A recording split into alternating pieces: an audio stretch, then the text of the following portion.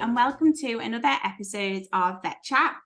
Today is the first of our Menopause Awareness podcast celebrations, and I'm delighted to be joined by two guests, Charlotte Pace and Lyndsay Hughes, who will be sharing their thoughts and experiences around creating inclusive workplaces.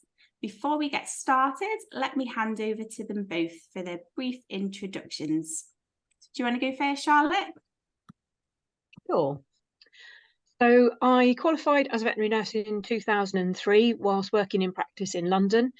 In the same year, I went to the Royal Veterinary College and in 2006 became the dedicated nurse for cardiology at the Queen Mother Hospital for Animals. In 2010, passed the veterinary technician specialist in cardiology. I was the first person to do that outside the US.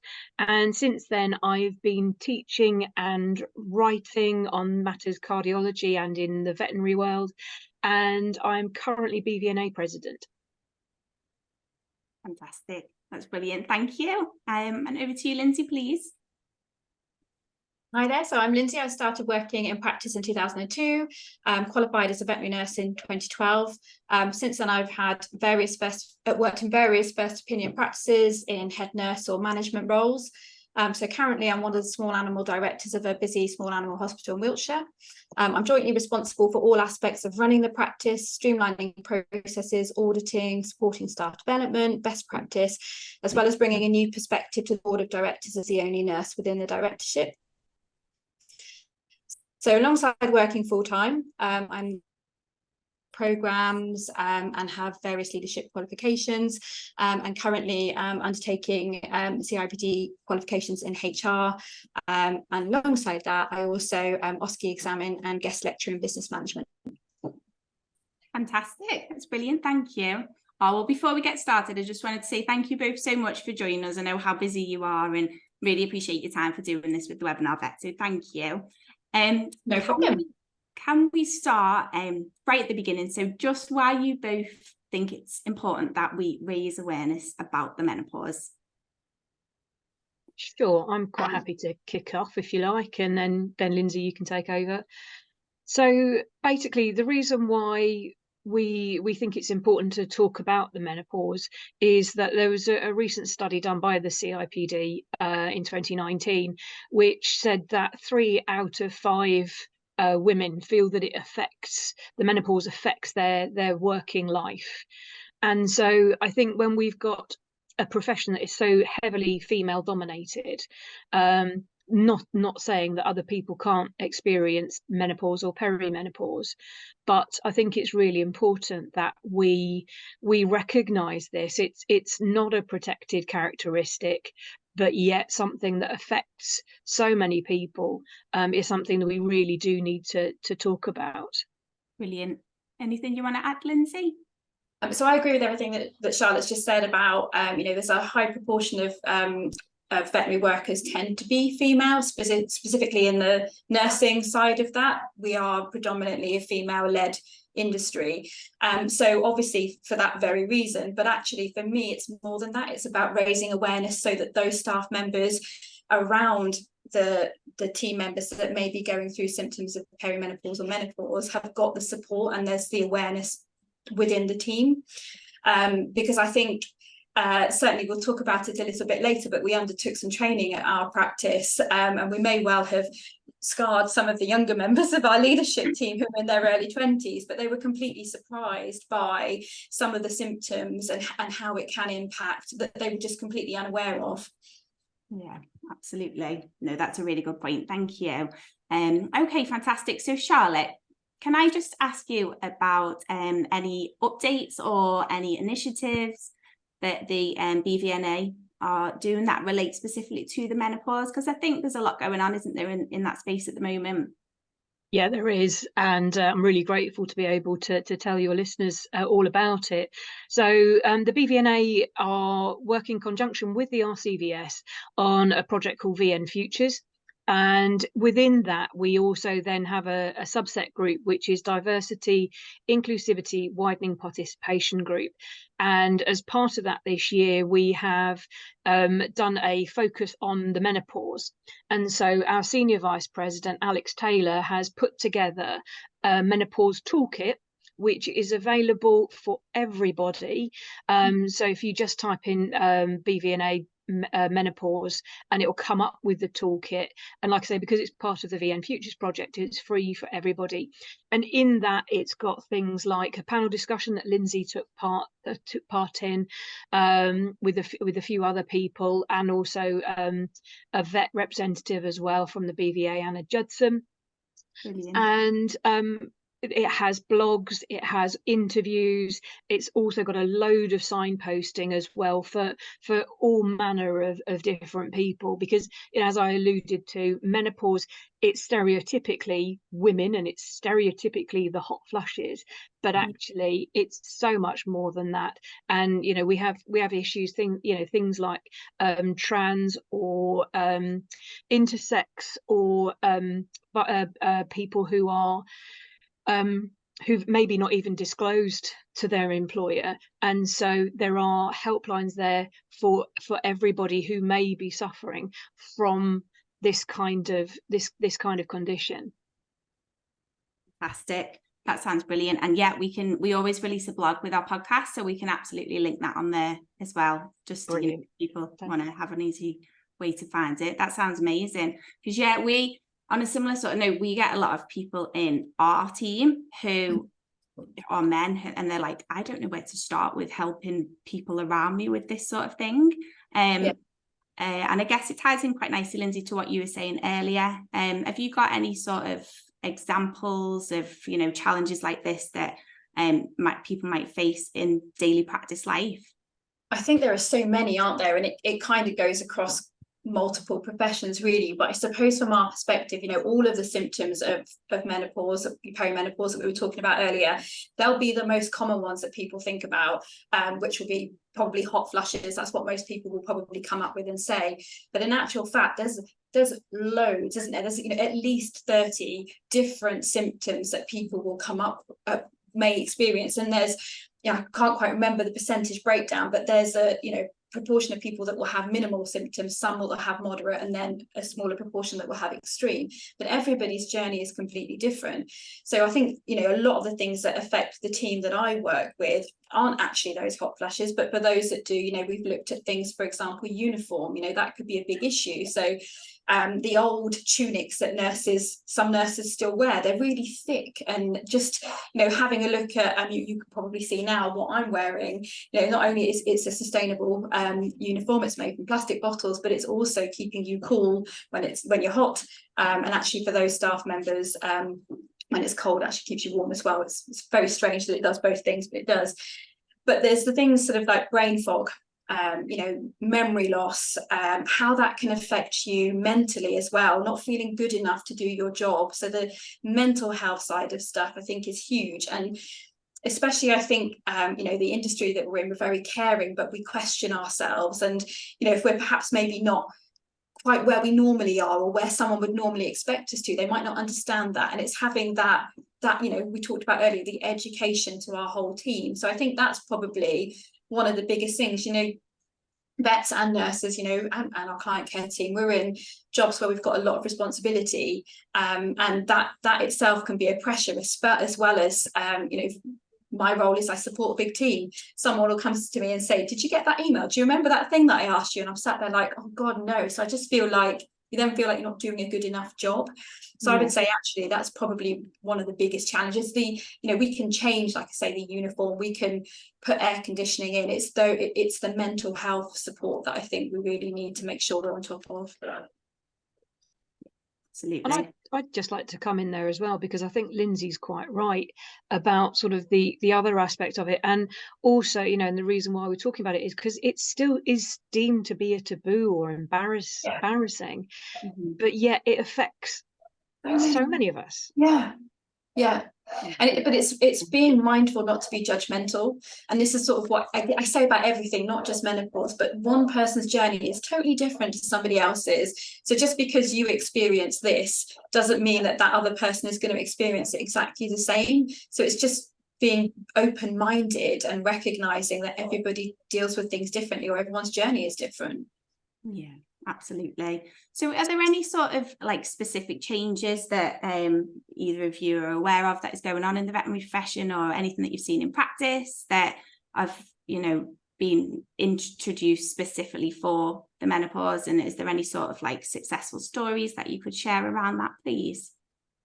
Yeah, I think a lot of associations, as Charlotte's already alluded to, are doing a lot of work on raising awareness of menopause in the workplace.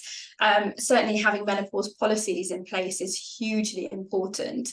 And I think that's something that not only protects the team, but raises awareness, like we said, and committing to those. You know, we wrote a policy in my practice, but we included, so we've got a wellbeing team, and members of that wellbeing team, you know, suffer from chronic illnesses, but also we have specifically members who are passionate about raising menopause awareness. So, you know, we used them, we wrote the policy together. So it wasn't sort of from an up the top down, it was inclusive, because we needed to get that.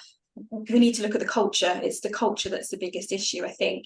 So there were things, like I said to you, we've changed the uniform, putting in a water cooler downstairs in our main, because we're a fairly big hospital, so our upstairs team have got access obviously to the kitchen, but the downstairs team just might need something to cool them down. So actually having that cold water, making sure our air conditioning units are in the right place, desks are in the right place, allowing people to have breaks. But one of the things that we did, which may seem really small, so for those of us who have the joys of going through the perimenopause or menopause, we know that obviously there can be issues with your periods, unexpected bleeding, heavy bleeding, feeling hot and sweaty. So we actually have wellbeing baskets in each of our sort of toilet bathroom areas, which have got sanitary products in. They've got sort of deodorants, wipes, washes. We've got spare uniform and baskets in there, so that nobody needs to feel uncomfortable if they're in that situation. So those are just some small things that we have put in place here. But the biggest thing, like I said, is just talking about it. You know, having it as it's normal, and having that in your workplace. How have you found it since introducing all those little things, you know, all those nice personal things that people, I imagine, would really appreciate? Have your team responded well to them? Yeah, absolutely. I think they feel like they're being listened to. You know, the other thing which we did here, we actually had an external training provider come in and do menopause training for managers and our leadership team. So our directors, managers and leaders, whether they're male or female, all went on that course, because it's really important that you know, our staffing age range is from 19 up to sort of mid-60s. So there's a wide range of staff there, and some of our managers or leaders, sorry, are in their early 20s. So they won't understand those of us who are in our 40s or younger, what we're going through. So how can they support those staff members that are within their team? So like you were saying earlier about you know, male members of the team understanding, it actually did for one of our male directors as well, you know, give him an understanding of what his wife was going through. But it's really important. And then that, like I say, along with our wellbeing team, I think it's made I'm probably, because I am part of it, and that's sort of a life process that I'm going through at the moment, that I'm super passionate about it. But I do find it really quite sad that before this point we haven't done as much about it as we should have done, because like Charlotte said, it's a big taboo, or still seems to be a taboo in some workplaces, and I don't understand, you know, why that is, really. Yeah, no, absolutely. And the more we can keep talking about it, the more awareness there is, and hopefully, you know, it'll continue to move forward and forward. Did you know the Webinar Vet Virtual Veterinary Congress is back for 2024? Starting on the 5th of February, we have 10 hours of continuing education with speakers such as Sarah Heath, John Chissy and Samantha Taylor, and many, many more. We'd love to see you there. If you'd like to get involved again this year, or if you'd like to join us for the very first time, please click the link in the description below to find out more. Brilliant. So you touched upon communication. So how important do you think strong open communication within veterinary teams is with the menopause? Well, huge. I think if you don't make it, I don't know, it needs, like I say, it's a cultural thing, isn't it? It needs to be something, and it's not just for us, you know, it's not just the menopause that we do that with, it's multiple other things, chronic illnesses, mental health. It's really important, I think, especially this day and age, to just have an open dialogue about it. You know, I know I've mentioned it a couple of times, but for us, we're a fairly big practice, and having that wellbeing team is really important, because those people that are as passionate about it as I am, and there's quite a few members, we've got 10 members of that team, all from different areas that they're passionate about. That's what drives it forward. It has to come from within the team, I think, rather than it being, you know, leaders absolutely have to be on board and support it, but you have to give that voice to your team. I think that Lyndsay makes a really good point, and I think what Lyndsay's done in her practice is absolutely fantastic. You know, and it's something to really aspire to. Unfortunately, that isn't the way it is sort of across the board, and you know, where you don't have these kind of changes that have been put in place, or you know, water coolers and things like that, or you know, having regular breaks, because we all know how stressed the profession is at the moment, how busy it is. It is you know, the one thing that we can do as individuals is open that discussion, is saying, I'm struggling. You know, I personally struggle in theatre, because when I'm monitoring an anaesthetic, I still work in first opinion practice. I can't turn the temperature down because I've got an anaesthetised patient on the table. And so, you know, I've now got adjustments where now I have an ice pack kind of thing that I put around me, you know, and it's those kind of things. And it's explaining why I'm taking an ice pack into theatre, so that other people are aware that actually, yeah, I do find this quite difficult. I think I'd add to your point there, Charlotte, about our practice. You're quite right, and I appreciate that through discussions that we've had, but it just takes one person in that practice to, and this has to come from the leaders within that practice, because I suspect, you know, Charlotte's probably raised things in her practice, and other nurses I've spoken to within BVNA Council have raised stuff. We are fortunate now that we have nurses in leadership roles, and they are the voice, and you know, and even if it's not nurse, if it's vets in leadership roles as well, we need to be looking at actually how can we retain our staff, how can we make our staff feel valued, and these things, which is, you know, it's not a big thing to put some sanitary products in a restroom, you know, it's not a big thing to have spare uniform there. It's not, you know, I understand obviously the water cooler, there's an expense there to that, but actually there may be other ways around that of providing that for your staff. Looking at your uniform stuff, you're going to have to replace uniform anyway, and the training side of stuff, I mean, it really wasn't, there are other providers out, obviously lots of providers out there, it wasn't hugely expensive for what we were going to get out of it. And I think people have got to realise that the staff are our most valuable asset.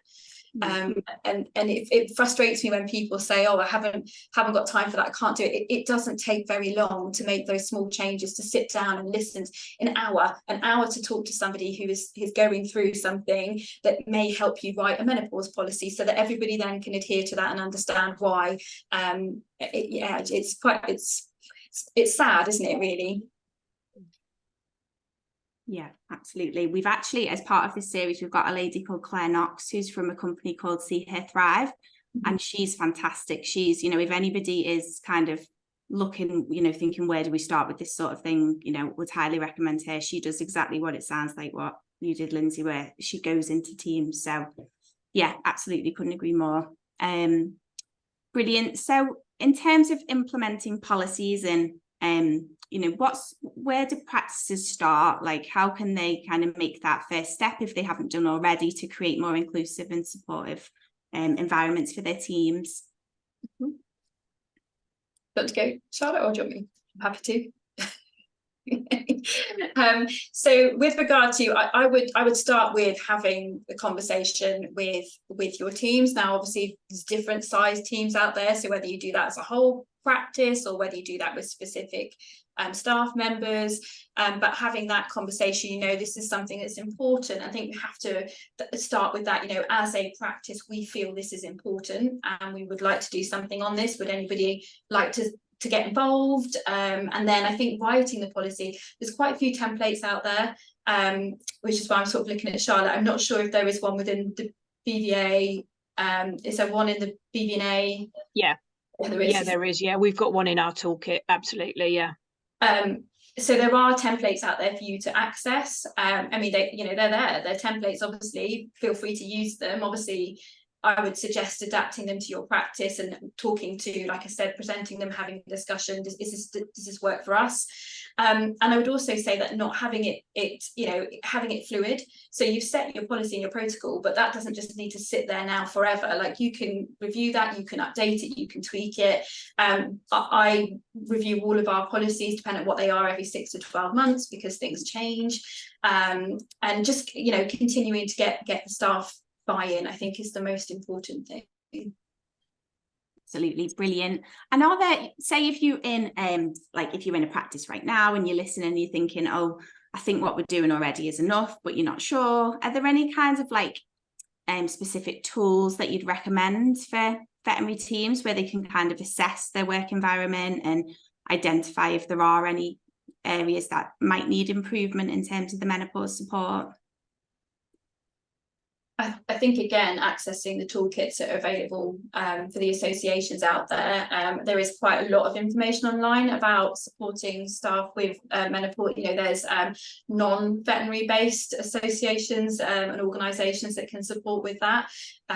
So ACAS is one of those, and there are other companies like that that provide really good, useful help. A lot of practices that have external HR companies that support them as well.